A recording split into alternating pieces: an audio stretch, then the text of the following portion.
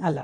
అమ్మ ఇప్పుడు అంటే ఈ అమావాస్య రోజు సూర్యగ్రహణం అనేది వస్తుంది, అందులో ఆదివారం అమావాస్య వస్తుంది. సో చాలా వరకు అంటుంటారు ఆదివారం రోజు అమావాస్య వస్తే అంటే నెగిటివ్ అయిన అంటే దుష్ట శక్తులు ఎక్కువగా ప్రేరేపించేటువంటి సమయం కాబట్టి చాలా జాగ్రత్తగా ఉండాలి అని అంటారు. అంటే నిజంగానే ఈ ఆదివారం అమావాస్య వస్తే ఇలాంటి చెడు అంటే ఈ నెగిటివ్ ఎనర్జీస్ అట్రాక్ట్ అయ్యే అవకాశాలు ఉన్నాయి? లేదండి, అది ఒక అపోహ. ఆదివారం అంటే అది రవివారం అని చెప్తాము అంతే తప్ప దానికి ఎటువంటి దుష్టమైనటువంటి శక్తి ఉండదు ఆ రోజున. మంచిదే.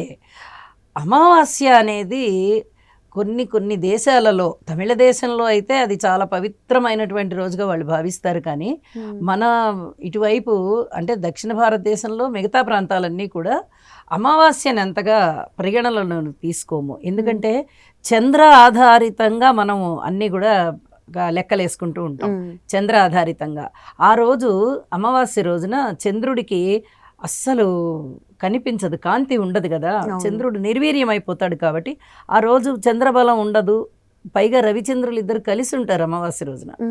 కాబట్టి రవి బలము తక్కువగానే ఉంటుంది, చంద్రబలము తక్కువగానే ఉంటుంది. కాబట్టి బలము ఉండదు అని చెప్పి ఒక నమ్మకం మనకి, అంతే తప్ప అమావాస్య రోజు ఆదివారం కలిసింది ఇది అశుభము అని చెప్పి ఎక్కడా లేదండి, ఎక్కడా లేదు, అపోహ అదే.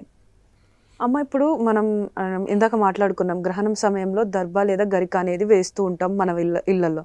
కానీ నాకు ఎప్పటి నుంచో ఒక డౌట్ ఏంటి అని అంటే, ఇప్పుడు పెద్ద పెద్ద స్టోర్స్ కానీ సూపర్ మార్కెట్స్లలో కానీ అలా వాళ్ళు ఏం వేయరు కదా. సో మనం నెక్స్ట్ అంటే ఈ గ్రహణం అయిపోయిన తర్వాత మనం అవి కొనుగోలు చేసుకొచ్చుకొని తింటూ ఉంటాం లేదా దుస్తులు అయితే వేసుకుంటూ ఉంటాం.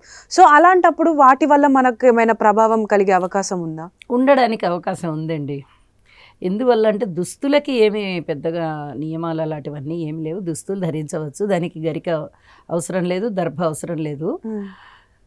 తినే ఆహార పదార్థాల మీద మటుకు ఖచ్చితంగా అవి నిలవ ఉన్నాయి కాబట్టి దర్భ వెయ్యాలి. అంటే చాలామందికి నమ్మకం ఉంది కాబట్టి మళ్ళీ మన బిజినెస్ ఎక్కడ దెబ్బతింటుందో అని చెప్పి ఈ స్టోర్స్లో నిలవ ఉంచే వాళ్ళు కూడా దర్భ వేస్తారు అని మనం అనుకుంటున్నాం.